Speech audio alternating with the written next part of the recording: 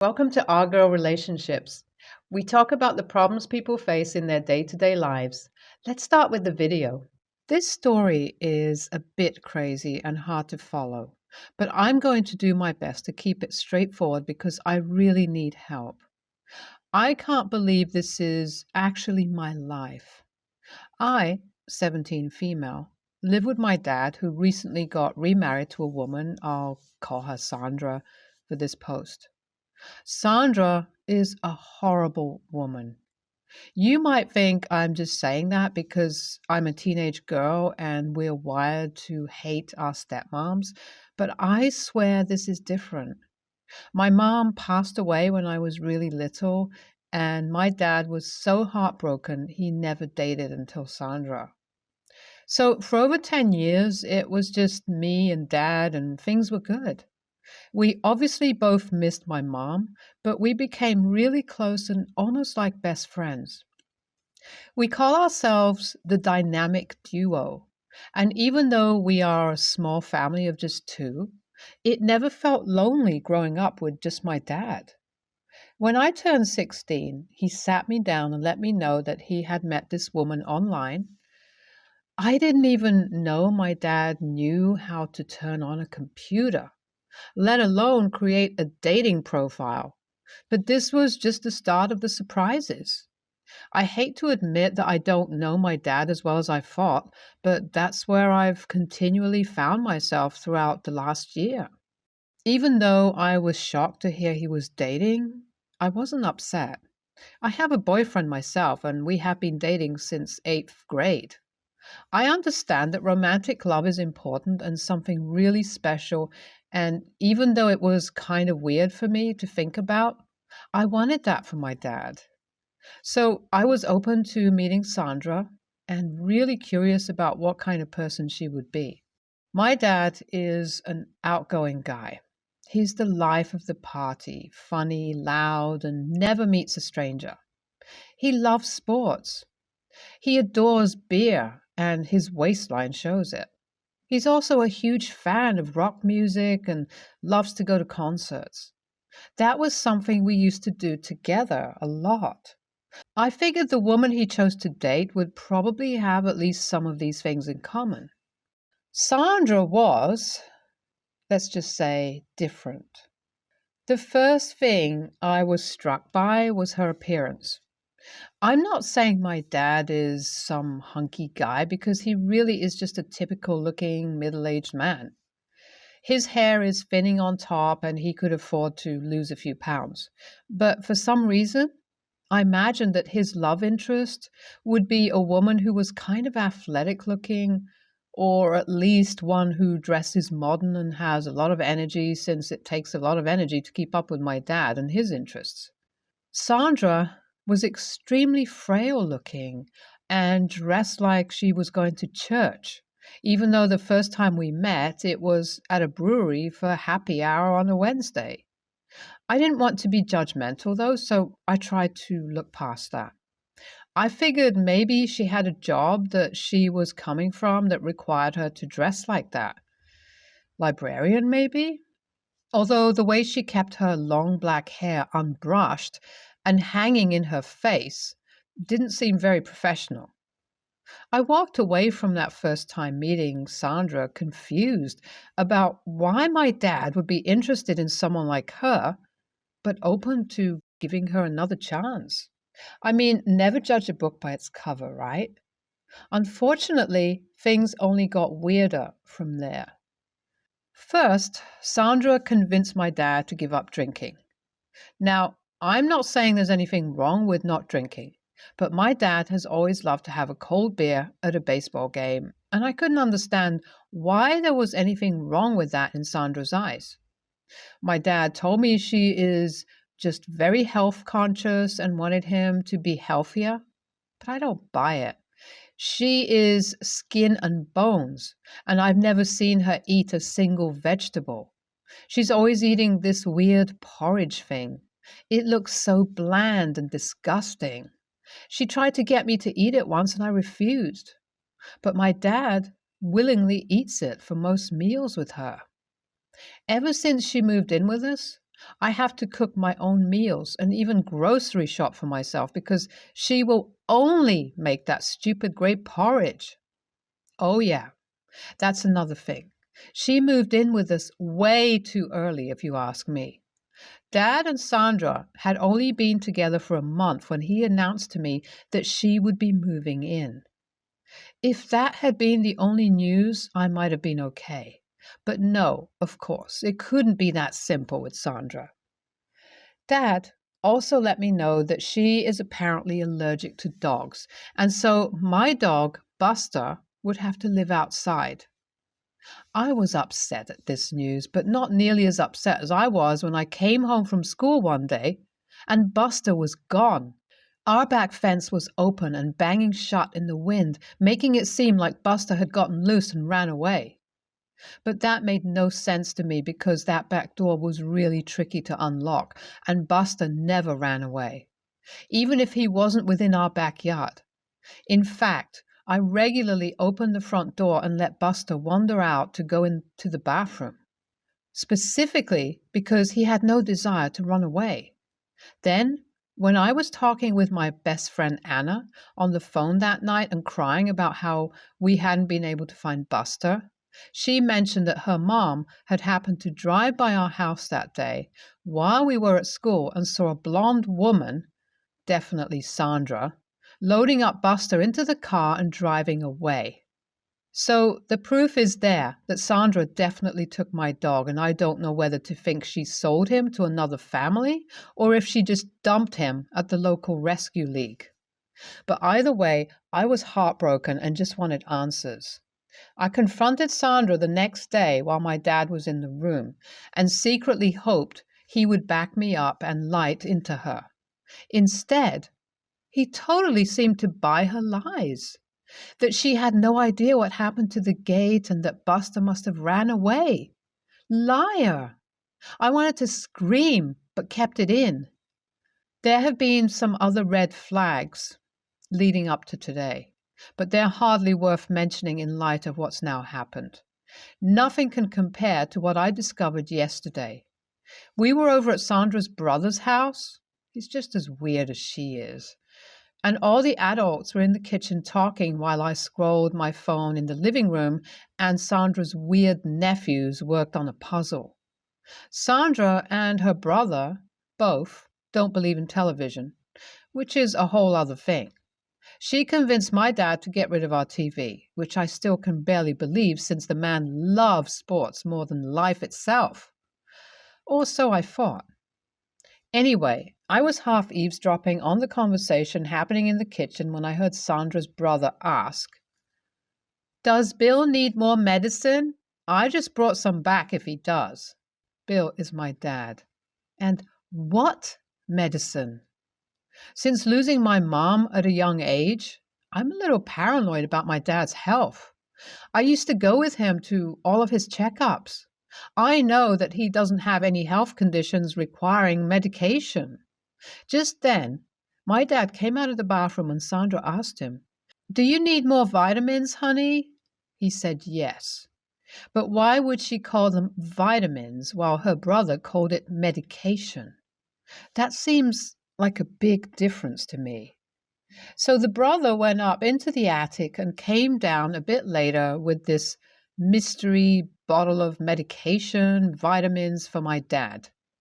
I was instantly on red alert and started praying that my dad would not open that bottle until I had a chance to research and find out what the heck was really going on. We finished dinner, more stupid porridge, that's what her weird brother eats too, and headed home. As soon as we got home, I started asking my dad about the bottle. He told me not to worry about it, that Sandra had helped him realize he has anemia, and so he's been taking these special vitamins to boost his iron. I asked him, didn't he think a doctor would have caught this before? And he said that Sandra had explained to him how modern medicine can't be trusted and that the doctors these days actually want you to stay sick. What? My dad has never been one to spout conspiracy theories like this. Rather than waste my energy arguing with him, I decided to wait until he fell asleep to do more digging. Honestly, I was really scared at this point. This man was nowhere near the dad I knew. After he and Sandra went to bed last night, I snuck into their bedroom and found the bottle of pills on his nightstand. I took them back to my room and quickly Googled the name on the label. These were definitely not iron supplements. These are mind-altering medications typically used to sedate patients with dementia. The more I read, the more I realized that my dad has all the symptoms of someone being drugged. His energy is a lot lower than usual. He goes along with anything Sandra says or does. He has lost interest in his former hobbies. He spouts off the same crap that comes out of her mouth, almost like he's half asleep. I decided to dig a little deeper and see if there was evidence online of these pills being used to harm someone. I mean, why would Sandra want to harm my dad?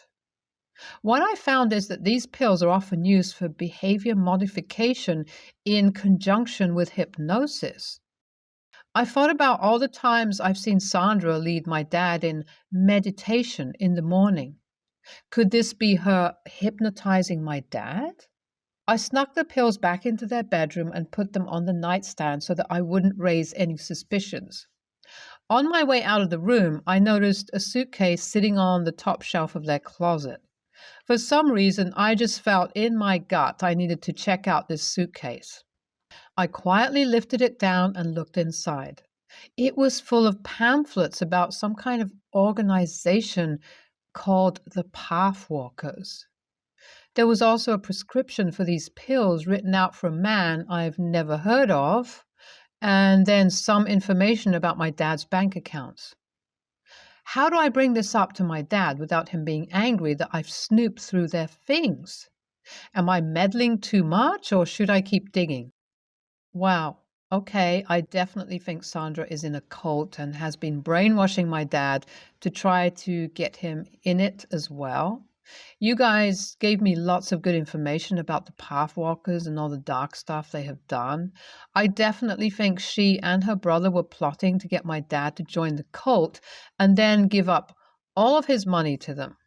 I decided to switch out the pills with just regular aspirin to wean my dad off of these drugs and hope to see his personality come back. My plan from there is to present him with the suitcase and hope that he comes to his senses. I've got an appointment this afternoon with a police detective as well. It turns out the Pathwalkers are under investigation, and this officer is very interested in hearing about the things Sandra has been doing to my dad. YNTA. You have to snoop around. Your dad could be in danger. Keep pushing, girl, and don't give up. This is scary stuff, and your dad is so lucky to have you in his corner. YNTA. And get the police involved ASAP. If it's not a cult thing, at the very least, it's a scam that she and her brother are trying to pull on your dad. My late sister and I started a business 25 years ago. She always had a passion for food, and I was always good with numbers, so we combined our skills and opened up a restaurant together. She was so excited about following her dream and being able to provide for her kids with it. 5 years later, she became unwell and died weeks after learning she had cancer. My sister and I talked about the business extensively. Before she died, she signed ownership over to me. She had me promise that if her kids wanted in, they would take over her share in the future, which I agreed to do. At the time, we had discussed her husband and his place in it all. She had said she did not want him to control her share after her death because she did not want his future wife and future children to potentially inherit from her. That she wanted it to be her gift to her children if they wanted it, not something that went to his new family once she was gone. Both kids became interested and have taken over their share. They will also take over mine someday, as my children are not interested. My sister's husband did remarry, and he did have more children, as well as stepchildren. Bad blood started to form after he remarried. His wife didn't like that her husband had no idea what the business was worth and didn't like that he wasn't responsible for my sister's half. That would eventually be my niece and nephew's share. She told me she felt it was their job as parents to have a say over what happened to it. I told her, no way. He offered to buy me out of the restaurant and I turned him down. He told me he didn't like knowing it would exclude most of his family if his kids wanted their share. I told him it would potentially include all of my sister's children, though. When the kids took over their half, they chose not to give access to their stepfamily. They warned me that their half sister was already asking to be included. She's the oldest, she's 16. She had asked me before if she could be a manager and wanted to share her siblings' portion of the business. The kid's dad approached me recently and told me he wants me to allow her to work here and join the family business alongside his kids. He said my niece and nephew would benefit from forming a closer relationship with their half-siblings and that it would mean so much to their half-sister to be welcomed in and made part of everything. I told him that was not happening. He grew frustrated and then accused me of being a monster and of interfering in his life after remarrying. He told me I was doing nothing but encouraging othering in his family, that it was unfair to punish him for moving on. I told him I was not punishing him, that his adult children had refused and that was what he should focus on. But he needed to understand that his minor children are not my family and therefore are not entitled to have anything passed down from me. He left after accusing me of acting like I hate his kids. AITA? NTA, you are following your late sister's wishes, nothing more. You don't owe him anything. Seems like he and his new wife are trying to get involved for the money, not the love of the business. NTA, you have kept your promise to your sister when many would have given in to your former brother-in-law's relentless manipulation. She was right to entrust her share to you, since her husband and his new wife would have surely tried to insert themselves in the business and divided her half of the business among all the children. I, 26 female, have a special needs daughter, 9, that I struggle with getting to eat meals. She's extremely picky, very sensitive about food, loses interest in eating, and usually isn't hungry at traditional times. I've struggled for years to get her to eat meals with me, but to no avail.